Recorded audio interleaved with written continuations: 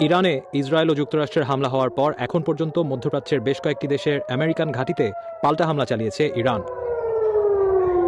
এর মধ্যে বাহরাইনে মার্কিন নৌবাহিনীর ঘাঁটি সহ কাতার, কুয়েত, জর্ডান, সংযুক্ত আরব আমিরাতের বিভিন্ন জায়গায় ইরান মিসাইল হামলা চালিয়েছে বলে জানা যাচ্ছে। কাতারে মধ্যপ্রাচ্যের বৃহত্তম আমেরিকান সামরিক ঘাঁটি আল উদেইদ লক্ষ্য করে ছোড়া বেশ কিছু মিসাইল কাতারের কর্তৃপক্ষ প্রতিহত করেছে বলে জানিয়েছে। জর্ডান, বাহরাইন ও কুয়েতের কর্তৃপক্ষ জানিয়েছে যে তারা বেশ কিছু মিসাইল ভূপাতিত করেছে। সংযুক্ত আরব আমিরাতের রাষ্ট্রীয় সংবাদ সংস্থা জানিয়েছে যে রাজধানী আবুধাবিতে একটি আবাসিক এলাকায় ক্ষেপণাস্ত্রের টুকরো পড়ে একজন নিহত হয়েছেন। এছাড়া সৌদি আরবের রাজধানী রিয়াদেও বিস্ফোরণের শব্দ শোনা গেছে বলে খবর প্রকাশ করেছে সংবাদ সংস্থা এএফপি।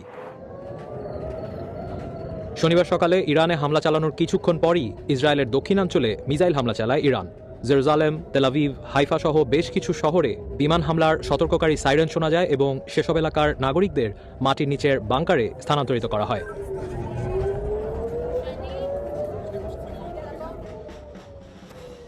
ইরানের পররাষ্ট্রমন্ত্রী আব্বাস আরাকচি জানিয়েছেন, ইরান আত্মরক্ষার অধিকারের আওতায় সব ধরনের সামরিক সক্ষমতা ব্যবহার করে নিজেদের রক্ষা করবে। এক বিবৃতিতে বলা হয়েছে, আব্বাস আরাকচি সৌদি আরব, সংযুক্ত আরব আমিরাত, কাতার, কুয়েত, বাহরাইন ও ইরাক সহ বিভিন্ন দেশের পররাষ্ট্রমন্ত্রীদের সাথে ফোনে কথা বলেছেন। তিনি তাদের জানিয়েছেন যে ইরান তার দেশের অখণ্ডতা সুরক্ষায় ও বৈধ আত্মরক্ষার অধিকারের আওতায় সব ধরনের প্রতিরক্ষামূলক ও সামরিক সক্ষমতা ব্যবহার করবে।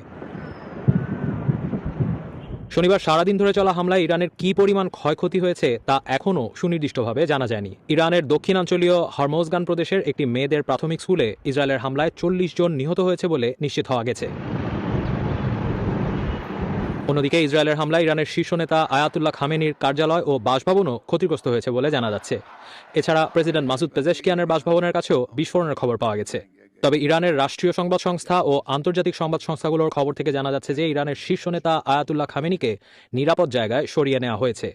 এছাড়া প্রেসিডেন্ট মাসুদ পেজেশকিয়ানও নিরাপদ রয়েছেন বলে জানিয়েছে ইরানের রাষ্ট্রীয় সংবাদ সংস্থা।